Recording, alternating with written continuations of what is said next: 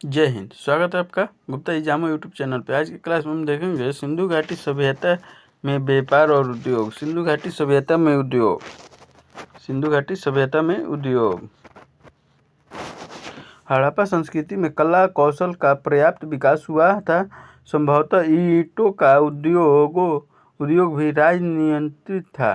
सिंधु सभ्यता के किसी भी स्थल के उत्खनन में ईंट पकाने के भट्टे नगर के बाहर लगाए गए थे। यह ध्यान देने योग्य बात है कि मोहनजोदड़ो में अंतिम समय को छोड़कर नगर के भीतर मृद भांड बनाने के भट्टे नहीं मिलते। बर्तन निर्मित करने वाले कुम्हारों का एक अलग वर्ग रहा होगा।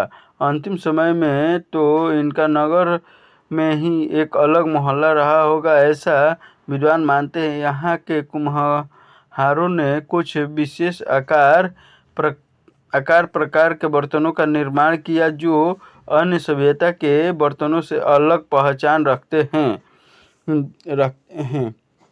पत्थर, धातु और मिट्टी की मूर्तियों का निर्माण भी महत्वपूर्ण उद्योग रहे होंगे।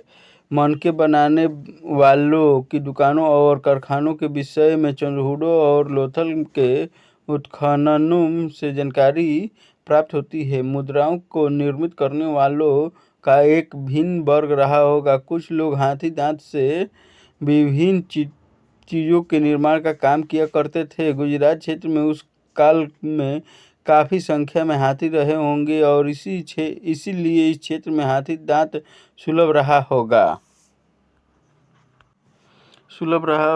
हाथी दांत की वस्तुओं के निर्माण और व्यापार में लोथल का महत्वपूर्ण हाथ रहा होगा। सिंधु सभ्यता घाटी में बहुमूल्य पत्थरों के मनके और हाथी दांत की वस्तुएं पश्चिमी एशिया में निर्यात की जाती थी। व्यापारियों का संपन्न वर्ग रहा होगा। पुरोहितों, वैद्यों, ज्योतिषियों के भी वर्ग रहे होंगे और संभवतः उनका समाज में महत्वपूर्ण स्थान रहा होगा। हड़प्पाई मनके सिंधु घाटी सभ्यता में मृद भांड निर्माण और मृदा निर्माण के समान ही मनकों का निर्माण भी एक विकसित उद्योग था। मनकों के निर्माण में सेल, कड़ी, गोमेद, कार्निलियन, जेस्पर आदि पत्थरों, सोना, चांदी और तांबे जैसी धातुओं का प्रयोग हुआ। कांचली मिट्टी, शंख, हाथी दांत आदि के भी मनके बने।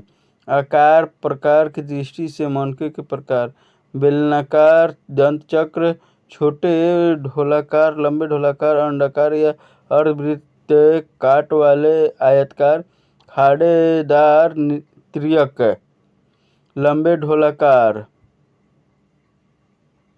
बिंब, गोल, रेखांकित, दांत की शक्ल सीढ़ीनुमा। मनकों के बारे में महत्वपूर्ण तथ्य: चंद्रहूडो और लोथल में मनका बनाने वालों के कार्यस्थल उद्घाटित हुए हैं। हड़प्पा में एक हृदयाकार मनका मिला है। इन मनकों पर तागे डालने हेतु दोनों ओर से छिद्र किया जाता था। चंद्रहूडो में इस तरह के पत्थर की बेधनियाँ मिली है। सेलखड़ी के मनके जितने सिंधु घाटी सभ्यता में मिलते हैं उतने विश्व की किसी भी संस्कृति में विद्यमान नहीं है। कार्निलियन के रेखांकित मनके तीन प्रकार के हैं। लाल पृष्ठभूमि पर सफ़ेद रंग के डिजाइन वाले, सफ़ेद पृष्ठभूमि पर काले रंग के डिजाइन वाले और लाल पृष्ठभूमि पर काले डिजाइन वाले। प्रथम प्रकार के मनकों पर डिजाइन तेजाब से अंकित किया जाता था। जो लाल पृष्ठभूमि पर सफ़ेद रंग के जो डिजाइन होते थे वो तेजाब से डिजाइन किया जाता था और पुनः मनके को गर्म किया जाता था। फलस्वरूप अस्थायी रूप से सफ़ेद रेखाएं उभर जाती थी।